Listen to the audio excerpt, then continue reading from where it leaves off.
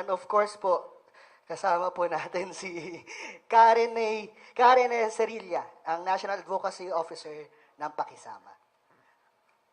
Ngayong araw po, again, nakasentro po ang ating tanong sa nagbabagang issue na ang joint exploration with China, sure ba tayo dyan? Kaya po sa pagtitipon na ito, upang ilatag ang konteksto ng ating pagtitipon at upang ipahayag ang paninindigan ng Civil Society Coalition ng atin ito coalition, tawagin po natin si kasamang Rafaela David, ang co-convener ng atin ito coalition. Maraming salamat, Matt. Isang matapang na umaga po para sa ating lahat. Ngayong araw ng kagitingan, ginugunita natin ang giting at tapang ng ating mga Pilipinong bayani na tumindig para sa ating kalayaan sa harap ng pananakop ng dayuhang mapanakop. We especially honor the courage of our frontliners and fisherfolk who continue to defy foreign aggression in the West Philippine Sea and all the truth tellers who stand up against chinadors and pro-China fake news peddlers.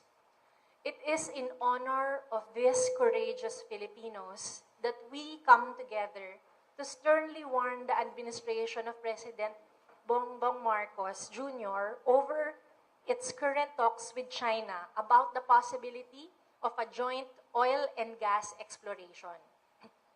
Any lopsided agreement made without the participation and oversight of the Filipino people with a superpower that openly disregards our sovereign and maritime rights is a dishonor to the bravery of the Filipinos at the front lines of our campaign for the West Philippine Sea.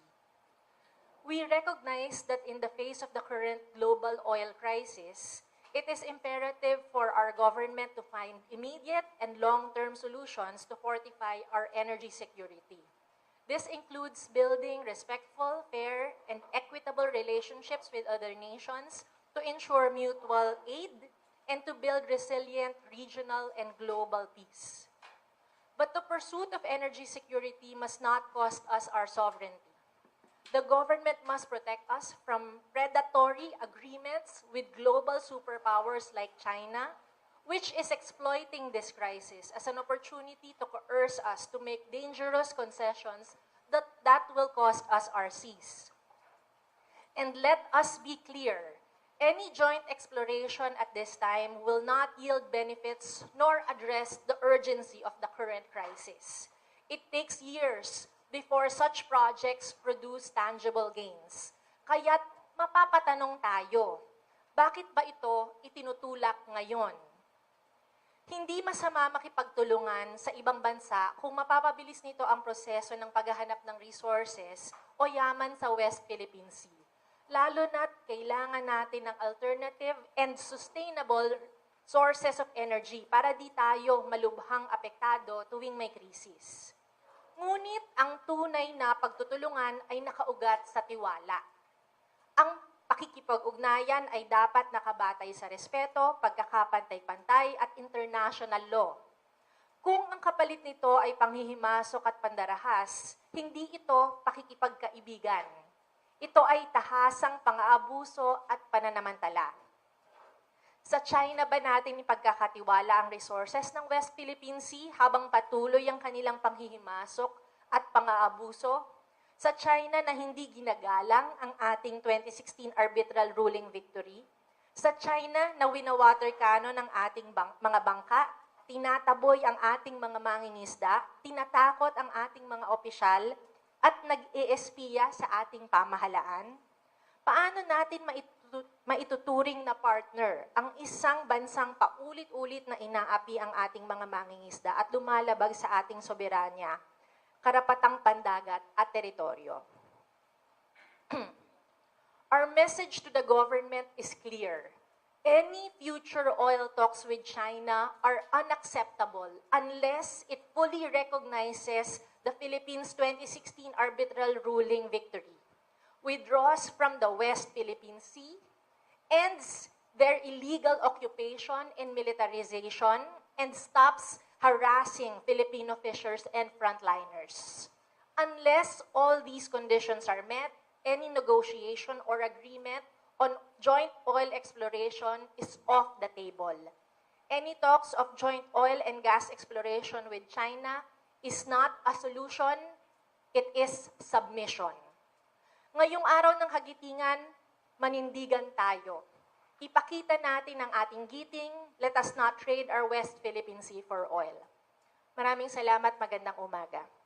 Maraming salamat, Rafaela David, ang co-convener ng Ateneto Coalition, lalong-lalo na sa pagdiin sa tapang ng ating mga mangingisda at frontliners at sa tanong na bakit tayo makikipag-partner sa isang agreso na kagaya ng China kung lagi itong nambabastos at nangaharas ng ating mga mangingisda at mga komunidad at frontliners sa West Philippine Sea.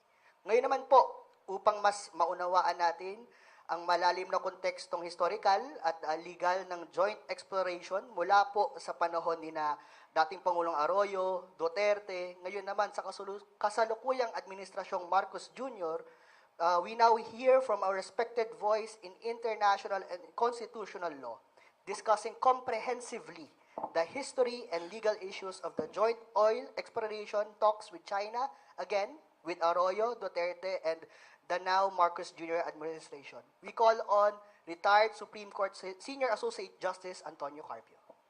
Thank you. Good morning, everyone. We start with the 1987 Constitution, which says the state shall protect its marine wealth in its exclusive economic zone and reserve its use and enjoyment exclusively to Filipino citizens.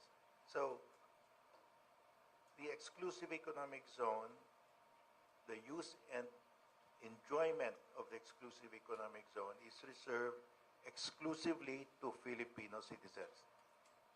That is the Philippine Constitution. That's the directive. And under UNCLOS, the UN Convention on the Law of the Sea, the adjacent coastal state has the exclusive sovereign right to exploit all the natural resources in its exclusive economic zone. In the West Philippine Sea, the Philippines is the adjacent coastal state. It alone has the exclusive sovereign right to exploit the natural resources, oil, gas, and fish, within its exclusive economic zone. And this was the Arbitral Award of July 12, 2016, affirming that the Philippines has a 200 nautical mile exclusive economic zone in the West Philippine Sea. And in the